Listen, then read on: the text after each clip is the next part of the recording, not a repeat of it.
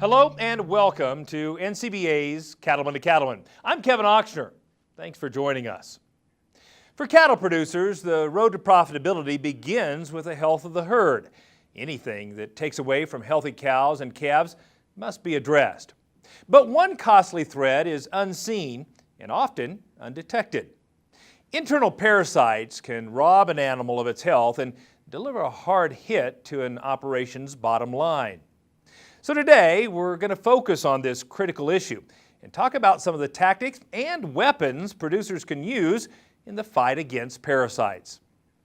Joining me now are two experts in this area. First of all, we have Dr. Doug Ensley, professional services veterinarian for Boehringer Ingelheim, based in Georgia.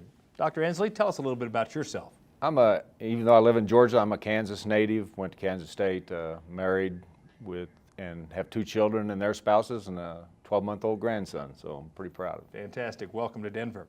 And also with us today is Dr. Tony Moravec, a professional services veterinarian for Boehringer Ingelheim, and he makes his home in Nebraska. Dr. Moravec, tell us a little bit about yourself and your family. Well, Kevin, I'm a Nebraska Cornhusker, born and raised through and through. Went to University of Nebraska, then also to K-State for vet school. Spent the last 10 years in Tennessee, Oregon, Oklahoma, Kansas, and finally worked my way back to Nebraska, about a mile from where I grew up, and settled there with my wife Erica and my 5 kids, Wyatt, Macy, Quinn, Levi, and Nate. That's fantastic. Well, thank you both for coming today, and let's get started in our discussion about parasites. I guess first question I would ask is, fundamentally, why should producers deworm? Parasites can rob that producer of profits, weight gain, all of those things, and so to deworm those cattle, get them up on feed, get them growing. I mean, the cow-calf person or producer is trying to make money and have more weaning weight, so deworming is a good way to do that. And the cow-calf on the cow side, deworming that cow may help with milk production, so greater weaning weights, more calves on the ground through reproduction, so those benefits. And then in the stocker in the background or in the feedlot, again, the weaning weight and the gains that the parasites rob them of. But as we mentioned at the top of the show, sometimes it is one of those unseen issues. And so, Dr. Moravec, how does a producer know they have a parasite problem? A lot of times they don't. We call that a subclinical infection, which means it's below the degree of what we would see as a clinical problem.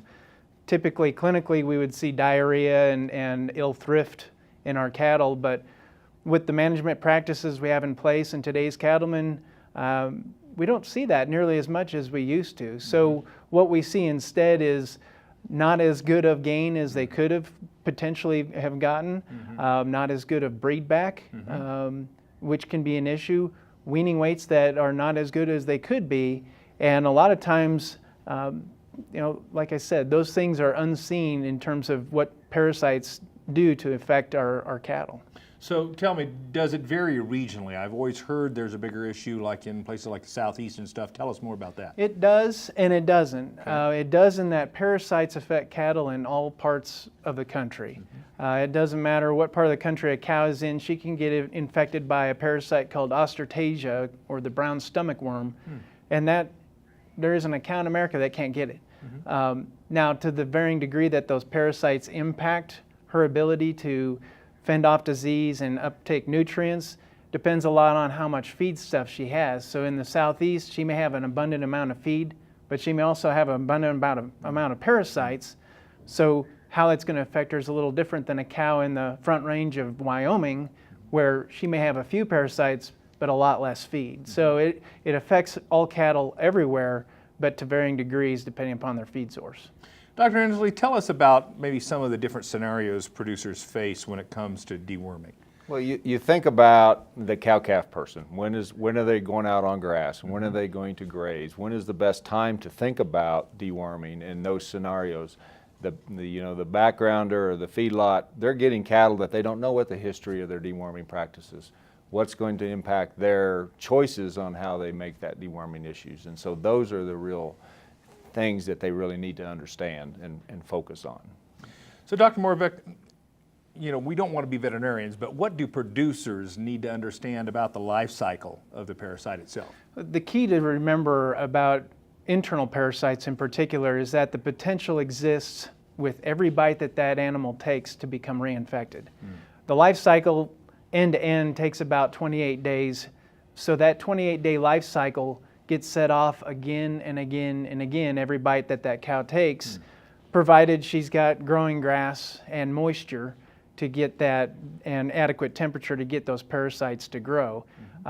As we move to like a feedlot situation, that parasite life cycle is not as predominant, but they can still harbor parasites within them, within their GI tract or intestinal tract.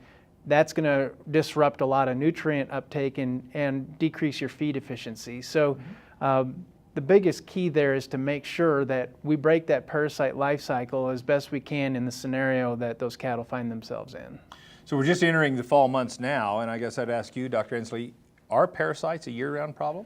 They are, because we go into the fall, and we know in a lot of areas of the country, that's also where we have to pay and feed cattle, and so we want them parasite-free because they want them to get the most benefit out of the nutrition at the least cost. So we need to focus and break that cycle going into the fall and the winter, and then we know that parasites do overwinter, and so they are going to impact. And then we also have to think a little bit in the fall about external parasites and stuff in that regard too. I know we're talking about internals, but externals also. Big issue. And so given what we've just discussed, I guess from your seat in the bleachers, as you work with your own producers, Dr. Morvek, when is the optimum time to implement a deworming program? Now, I mean, as Dr. Inslee and I would joke, yesterday would have been a good time. You know, getting together with your veterinarian and putting together an idea of what you should use against which parasites. Your local veterinarian is the local expert on what parasites are causing the greatest problem in your geography. And they're going to have a good knowledge base of which products are going to work against those parasites. And there's a timing element certainly involved. And as Dr. Inslee just mentioned, throughout the year, it's a continual threat. So our arsenal might change in terms of how we approach dealing with that threat, but now is a good time to reach out to your veterinarian. It's a great resource. Give them a call and have that 5-minute discussion. It'll pay dividends big time. So let's talk about economics for a minute, because I recognize the fact that certainly parasites can impact production, but I guess the fundamental question that a lot of producers might have is how much can they impact, and what does it mean to my bottom line? Dr. Inslee? Well, I think that's a difficult question, but in most herds it's going to have some impact on how much weight gain they're getting. The cost of the parasite, you know, there's studies that show that there's a definite benefit economically from clearing those parasites from the animal. Because not only weight gain, but it also affects immunity in the animal, because the animal has to respond to those parasites immunologically. So vaccines, all of those things are impacted. So really doing a good job of keeping that animal clear of parasites is a real benefit. And the reproductive capacity as well is affected, their reproductive efficiency, the ability for that cow to turn around and have a calf sooner the next year, which provides a weaning weight that's higher in that calf crop next year, is also impacted. And that's kind of a hidden benefit in terms of return on investment that's a little bit more long-term and forward-thinking. That's hard to really put a finger on. But Iowa State did a study that showed that deworming that cow can yield as much as $201 additional return. Just a lot of it's built into that reproductive efficiency model and weight gain. That's real money, isn't it? Right. So we're going to talk about different options and so forth, but I guess just to begin that conversation, Dr. Inslee, what are the benefits of using a broad spectrum dewormer? Because in most operations, we really don't know what parasites we're dealing with, and all parasites have an impact on that. So I want to make sure that I'm using a product that's going to get those parasites that are economically impactful. So the broader spectrum that control program is, the better we are. Now, I know you may be a little biased based on the company you work for, but I'm curious, just from a veterinarian's perspective, seriously, what are some of the attributes, Dr. Morvek, that producers should look for as they study and evaluate various different alternatives? I mean, a name brand product. There's generic products out there, but you ultimately get what you pay for. Name brand products like Ivomec, Epronex, Synanthic, Long Range, those are products that are built to be safe and efficacious, easy to apply, and will yield a return on your investment. And you mentioned a little bit about reproductive productivity or reproductive issues resulting from parasite problems. Tell us more about that. Yeah, it's one of those things where reproductive efficiency is a function of being able to get a calf on the ground in as quick of a time frame as you can. Anybody knows that's been in the cow-calf business in particular that if you got a cow that takes a little bit longer to breed back, she eventually is going to fall out of the herd and you're going to have to replace her, and that comes at an economic cost. Yeah. Having that calf born later, it comes at an economic cost because it's going to wean a lighter weight. Mm-hmm. Less pounds, less calves on the ground is less dollars in the back pocket of our cow-calf producers, and that's really where making sure that we set these cows up for success by keeping them parasite-free mm-hmm. and maximizing nutrient uptake is key to making our herds maximize their profitability.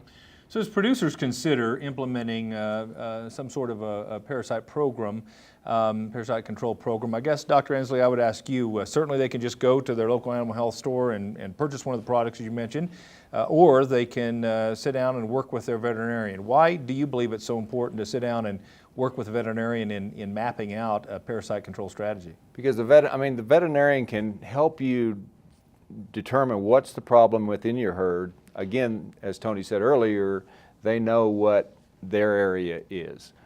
He may want to do some work in your herd to actually do fecals and figure out what parasite they are, and then determine what's the best timing for those controls. So having somebody that has the science behind them mm-hmm. to understand when the best time to do that is really key. Fantastic. Really appreciate your insight, and I have a few more questions to ask you, but if you'd like more information about this important topic, you can visit the website epronexkillsit.com.